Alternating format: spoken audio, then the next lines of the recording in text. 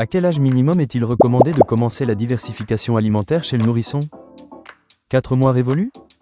3 mois? 6 mois?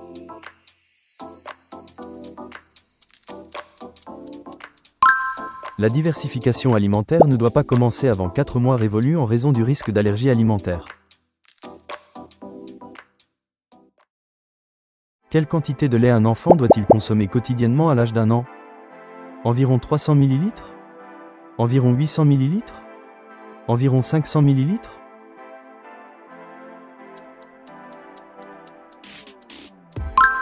À l'âge d'1 an, l'enfant doit consommer environ 500 ml de lait par jour, puis cette quantité diminue progressivement. Quel légume parmi les suivants n'est pas mentionné comme étant à introduire en premier lors de la diversification? Betterave? Haricots verts? Carottes?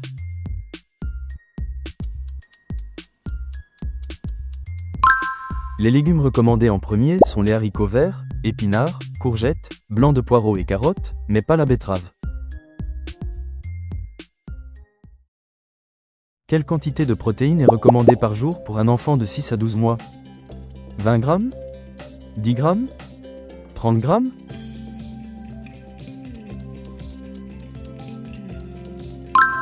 Pour les enfants de 6 à 12 mois, l'apport recommandé est de 10 grammes de protéines par jour, puis 20 grammes de 1 à 2 ans et 30 grammes de 2 à 3 ans. Quel aliment est formellement déconseillé avant l'âge d'1 an en raison du risque de botulisme? Le chocolat? Les fruits à coque? Le miel?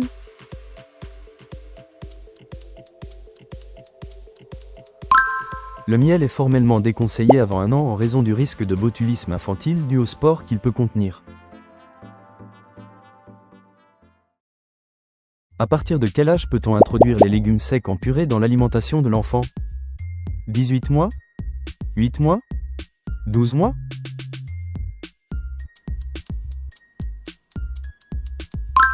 Les légumes secs en purée peuvent être introduits dans l'alimentation de l'enfant à partir de 18 mois.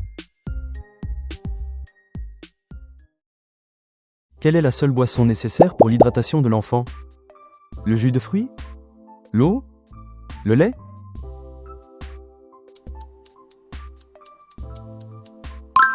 L'eau est la seule boisson nécessaire pour réguler l'hydratation de l'enfant et doit être proposée régulièrement dans la journée. Combien de repas par jour un enfant de 8 mois doit-il prendre? 4 repas? 3 repas? 5 repas?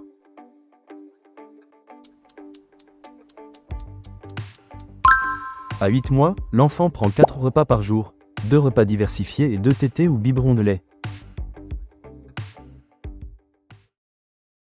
Pourquoi faut-il éviter les produits à base de soja chez les enfants de moins de 3 ans?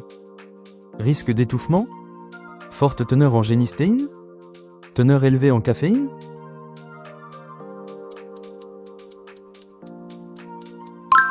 Les produits à base de soja sont à limiter chez les enfants de moins de 3 ans à cause de leur forte teneur en génistéine, un perturbateur endocrinien. Quel intervalle est recommandé entre l'introduction de 2 nouveaux aliments? 2 à 3 jours? 1 semaine? 1 jour?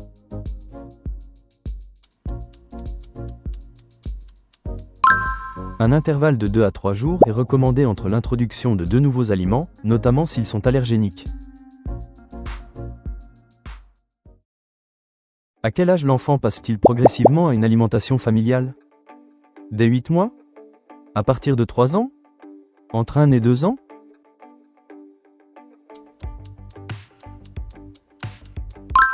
La diversification alimentaire conduit progressivement à une alimentation familiale vers l'âge de 1 à 2 ans. Quelle quantité de matière grasse est recommandée par repas à partir de 6 mois? 2 cuillères à café? 1 cuillère à soupe? 2 cuillères à soupe?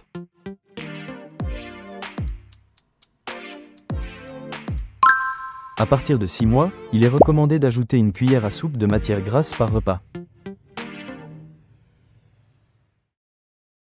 Pourquoi faut-il éviter les produits à base de chocolat chez les enfants de moins de 3 ans? Teneur en sucre? Richesse en nickel? Présence d'allergènes?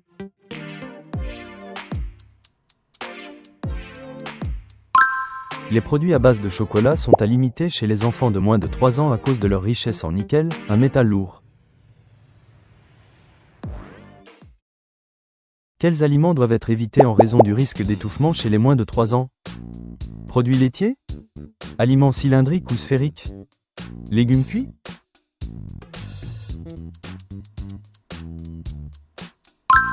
Les aliments de forme cylindrique ou sphérique, comme les fruits à coque ou les grains de raisin, présentent un risque d'étouffement.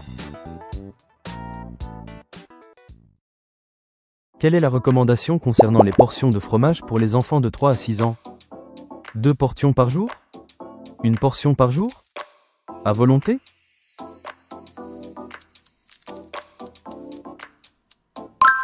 Pour les enfants de 3 à 6 ans, il est recommandé de limiter les portions de fromage à une portion par jour.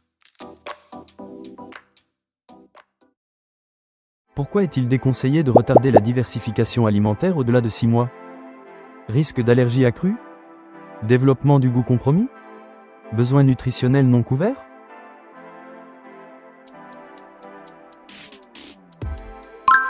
Le lait pour nourrissons ne couvre pas suffisamment les besoins nutritionnels nécessaires au bon développement de l'enfant après 6 mois.